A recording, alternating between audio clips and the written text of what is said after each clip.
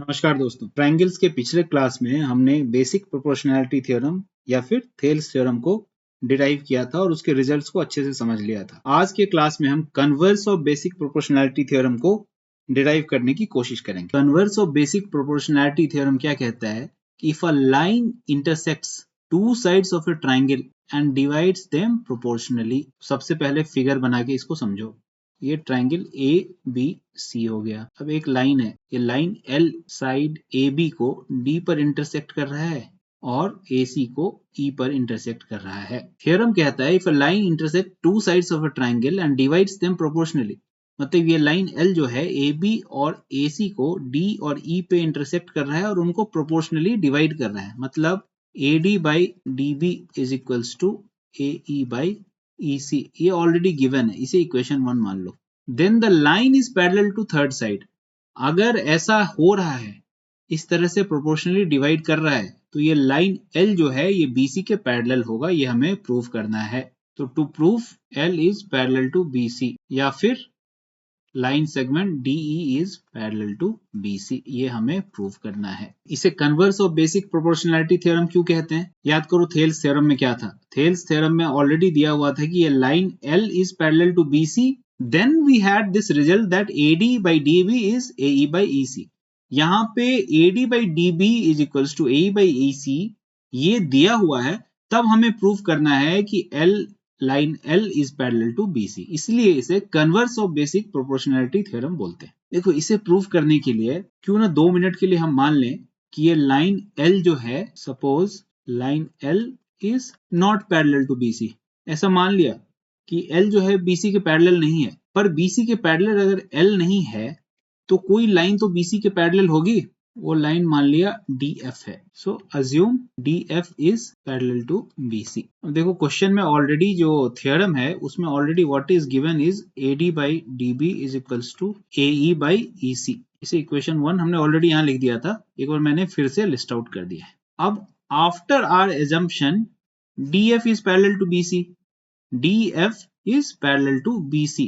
So since DF is parallel to BC, therefore using basic proportionality theorem we have AD by DB is equals to AF by FC से equation 2 डाल दो। अब equation 1 और equation 2 इन दोनों को compare करो तो ये दिखेगा कि लेफ्ट हैंड साइड जो है वो दोनों का ही AD by DB है, तो राइट हैंड साइड दोनों के बराबर होंगे। इसलिए from equation 1 and 2 we get AE by EC is equals to AF by FC। अब इस इक्वेशन में दोनों ही तरफ 1 ऐड कर दो, एडिंग 1 टू बोथ साइड्स, तो हमें क्या मिलेगा AE by EC plus 1 is equals to AF by FC plus 1। This will be equal to AE plus EC by EC is equals to AF plus FC by FC।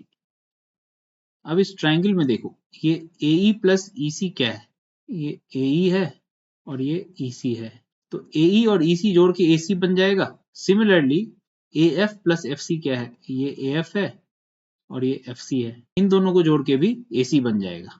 तो इन दोनों terms को हम लोग AC से substitute करते हैं। AC by EC is equals to AC by FC। AC cancel out हो गया, इसका मतलब क्या बचा, EC is equals to FC। अब देखो रिजल्ट हमारा आया है, मैं यहाँ फिर से लिखता हूँ EC is equals to FC। अब ये जो EC है ये FC के बराबर कब होगा, ये FC के बराबर कब होगा, जब ये पॉइंट F और E दोनों कोइंसाइड कर जाएंगे तभी तो होगा। जब ये पॉइंट F और E एक दूसरे पे कोइंसाइड करेंगे तभी EC FC के बराबर होगा। अब DE को तो हमने मान लिया था कि वो BC के पैरेलल नहीं है, उसके बाद हमने एज्यूम किया था कि DF BC के पैरेलल होगा। अगर DE नहीं है तो कोई दूसरी लाइन तो होगी जो BC के पैरेलल होगी, इसलिए हमने एज्यूम किया था कि DF BC के पैरेलल है। अब F और E हमने क्या देखा कि एक ही पॉइंट है, इसका मतलब DF जो है वो DE ही है, यानी कि DF जो है वो लाइन L का ही पार्ट है, इसीलिए line L is parallel to BC। Line L is parallel to BC। तो उम्मीद करता हूं ये डेरिवेशन आपको समझ में आया होगा। यहाँ पे हमने सबसे पहले ये एज्यूम कर लिया था कि लाइन एल अगर बीसी के पैरेलल नहीं है तो एक दूसरी लाइन सेगमेंट डीएफ होगी जो बीसी के पैरेलल होगी। इसके बाद हमें रिजल्ट मिला ईसी इज एफसी।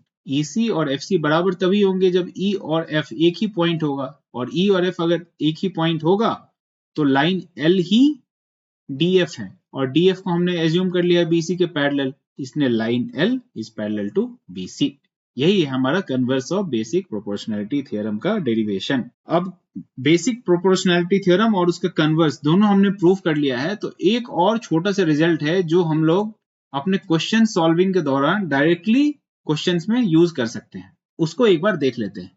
देखो, इसे भी एज ए थ्योरम आप यूज कर सकते हो। थ्योरम क्या कहता है? इफ 3 और more parallel lines are intersected by 2 transversals, तो यहाँ पे देखो 3 पैरेलल लाइन क्या है, एल, एम और एन, इंटरसेक्टेड बाय 2 ट्रांसवर्सल्स। तो ट्रांसवर्सल्स क्या है? ये ए बी और ये सी डी।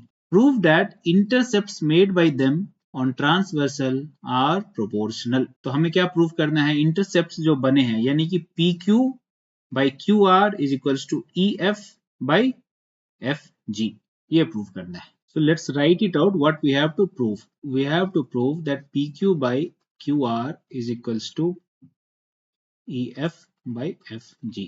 इसे प्रूव करने के लिए हमने एक कंस्ट्रक्शन यहाँ पे ऑलरेडी कर रखा है। एक लाइन बनाई PM, कंस्ट्रक्शन एक हमने क्या किया है, PM बनाया जो कि parallel to EG. So this line segment PM is parallel to EG.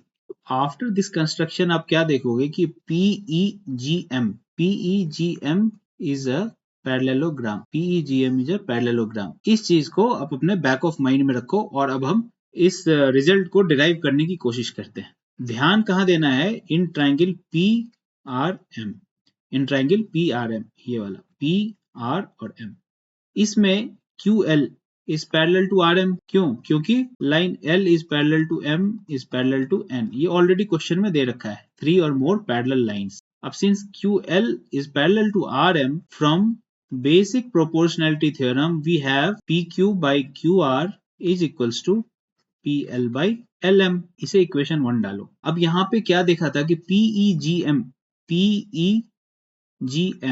ये एक पैरेललोग्राम है, PEGM एक पैरेललोग्राम है, इसीलिए PLEF एंड ये वाला PEFL, ये since PEGM is a parallelogram, ये PEGM एक पैरेललोग्राम है, इसीलिए PEFL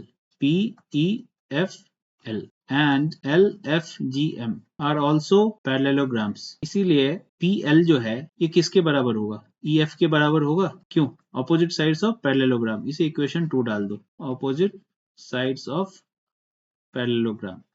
और LFGM भी एक पैरेललोग्राम है, इसीलिए LMFG के बराबर होगा, इसे इक्वेशन 3 डाल दो। This is also because it's opposite side of parallelogram. अब इक्वेशन 1 में देखो क्या लिखा है। इक्वेशन 1 से हमारे पास ये रिजल्ट है, PQ by QR is equals to PL by LM। अब PQ by QR तो एज इट इज हमने रहने दिया, लेकिन PL की जगह यहां से क्या आ गया? EF आ गया।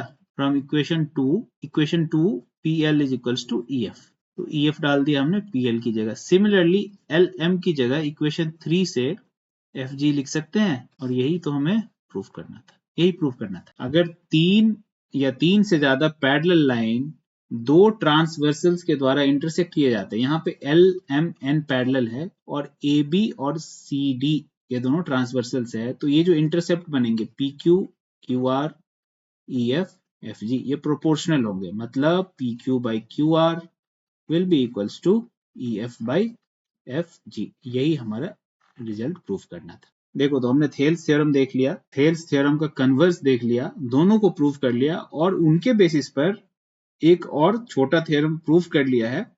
इन सभी थ्योरम्स को हम लोग डायरेक्टली अगले क्लास में जो क्वेश्चन सॉल्व करेंगे उसमें इस्तेमाल करेंगे। तो इन सबको रिवाइज करो, मिलते हैं अगले क्लास में जहां पे हम इस कंसेप्ट के बेसिस पर कुछ क्वेश्चन सॉल्व करने की कोशिश करेंगे।